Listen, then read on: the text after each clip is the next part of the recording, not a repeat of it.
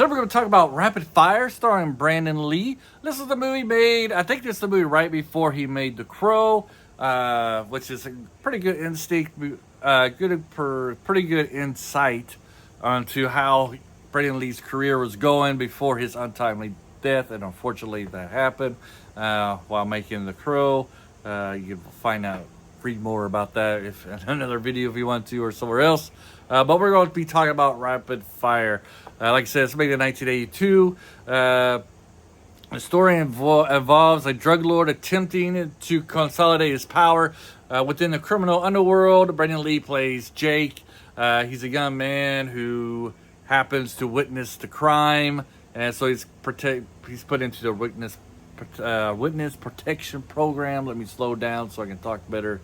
Of course, the mob has infiltrated the police, so people who are supposed to keep Jake alive are actually trying to kill him. The plot isn't necessarily anything groundbreaking for an early 1990s movie, but it does give Brandon Lee plenty of opportunities to show what he could do. And one thing that's clear from Rapid Fire is that Brandon Lee has some acting ability to go along with his martial arts skills.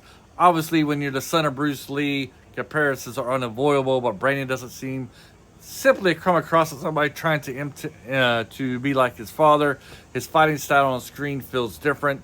Now, whether some of that was Brandon developing his own identity, or simply a result of how much creative control he had at this time period, I don't really know if somebody else was doing the fighting choreography. But Rapid Fire does allow him to establish himself as his own action star. And the action is very early in the 90s. There's plenty of gunplay, but as you might expect from a movie called Rapid Fire. But Brandon also has several opportunities to show off his martial arts ability. One sequence I particularly enjoyed takes place in an apartment. Jake is fighting his way to the building while trying to escape, and it's probably one of the better action scenes in the movies. Sequences in the whole entire movie. Brandon carries these scenes very well. There's also a moment that reminded me of Charade, starring Audrey Hepburn, Cary Grant, and Walter Matthau. Jake is confronted by two men claiming to be the law enforcement, and has to figure out which one he could actually trust.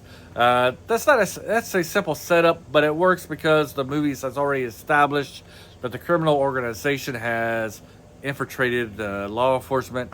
Jake can't simply assume that somebody showing up with a badge is a good guy. Then we have one of the strangest romantic montages I've ever seen in a movie. Jake is doing his thing. He's getting it on in the bedroom. Kissing. They'll show him kissing, and then we see the criminal in behind bars. Jake's kissing some more. He's really getting into it. And then we see a guy getting strangled behind the bars. It's like, okay, we're getting both, getting a weird montage. Somebody's making love, and somebody's in there getting strangled and murdered in a police station. But hey, let's go with it.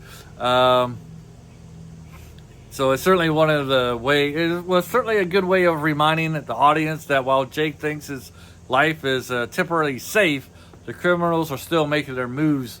But it's just also kind of weird, I mean, they could have intercut the murder with Jake and the woman having dinner or spending some time together, but no, they chose a romantic sex scene to show the mafia offing people off.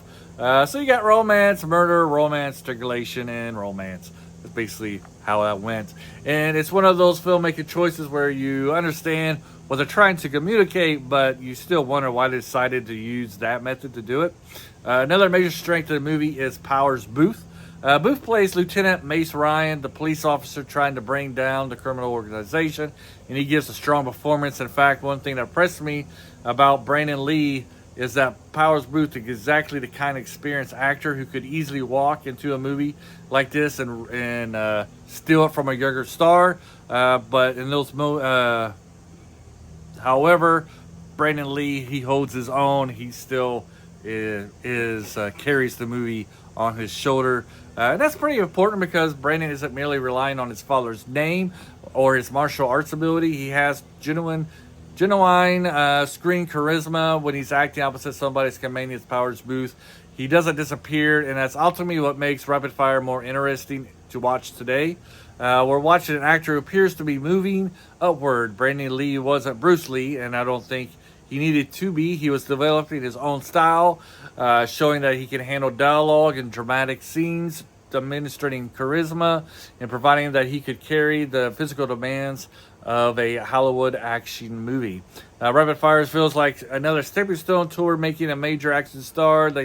Then came The Crow, and considering that The Crow eventually became, it's not difficult to imagine the movie pushing Brandon Lee into another direction of stardom had he lived. Unfortunately, we will never know what career he could have had. That's part of what makes watching Rapid Fire bittersweet today. You're not watching Brandon Lee at his peak. You're watching a young actor who is still climbing towards it. Overall, Rapid Fire is a solid 90s action movie. Gives Brandon Lee plenty of room to breathe, to be his own thing, and to show off his abilities. I recommend Rapid Fire. I think it's a great movie for what it was, for its time, and especially if you wanted to see another movie starring Brandon Lee apart from The Crow. I think you'll enjoy the Rapid Fire as well. That's what I got to say about Rapid Fire. What do you guys think? Do you enjoy it? Did you like it? Let me know in the comments below. Until next time, adios.